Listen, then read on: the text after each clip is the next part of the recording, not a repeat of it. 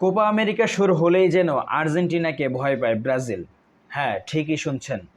যখনই Copa America শুরু হয়, বারবার কেন যেন কোনো না কোনো এক আর্জেন্টিনার কাছেই থেমে যায় ব্রাজিল। 2011 সাল থেকে এ পর্যন্ত কোপা আমেরিকায় ব্রাজিল জিততে ব্যর্থ হয়েছে 10টি ম্যাচে, যার 8টি ম্যাচেই ব্রাজিলের প্রতিপক্ষ দলের কোচ ছিলেন কোনো এক আর্জেন্টাইন। অর্থাৎ কোপা আমেরিকায় ব্রাজিলের এক আতঙ্কের নাম যেন আর্জেন্টাইন কোচ। 2011 সালে জেরার্ডো মার্টিনের অধীনে থাকা প্যারাগুয়েকে হারাতে ব্যর্থ হয় ব্রাজিল। ম্যাচটি গোলশূন্য থেকে সমাপ্তি ঘটে। পরে টাইব্রেকারে হেরে যায় ব্রাজিল।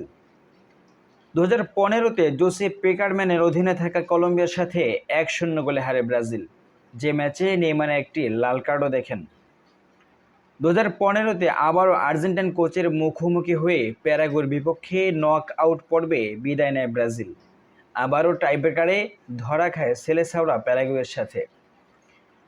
2016-তে আর্জেন্টাইন কোচ রিকার্ডো গারেকার অধীনে পেরুর বিপক্ষে 1-0 গোলে হারে ব্রাজিল। এই হারে গ্রুপ পর্ব থেকে সেবার বাদ পড়ে তারা। 2019 কোপা আমেরিকায় এডুয়ার্ডো বেরিজোর অধীনেও প্যারাগুয়ের বিপক্ষে ওপেন প্লেতে জয় পায় না ব্রাজিল। শেষ পর্যন্ত টাইব্রেকারে এলিসন বেকারের দুর্দান্ত পেনাল্টি সেভে রক্ষা পেয়ে কোয়ার্টার ফাইনাল থেকে সেমিতে ওঠে তৃতীয় ব্রাজিল। 2021-এ আর্জেন্টাইন কোচ গুস্তাভো আলফারোর অধীনে ইকুয়েডরের বিপক্ষে গোলশূন্য ড্র করে ব্রাজিল। 2021-এ আবারও দেখা হয় আর্জেন্টাইন কোচের সাথে। লিওনেল স্কালোনির বিপক্ষে ফাইনালে হেরে যায় ব্রাজিল, যার ফলে আর্জেন্টিনা পায় 28 বছর পর কোনো আন্তর্জাতিক শিরোপার স্বাদ।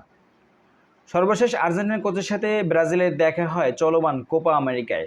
গুস্তাভো আলফারোর অধীনে থাকা কোস্টারিকাকে হারাতে ব্যর্থ হয় ব্রাজিল, যার কারণে অনেক সমালোচনার মুখোমুখি হতে হয়েছে ব্রাজিলের।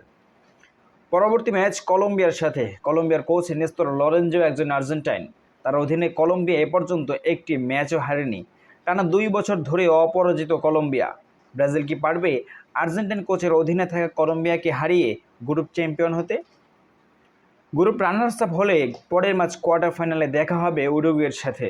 সেই উরুগুয়ের কোচও একজন আর্জেন্টাইন। ব্রাজিলে ভালো কিছু করতে হলে এই আর্জেন্টাইন বাধা টপকেই যেতে হবে চূড়ান্ত ফলাফলে।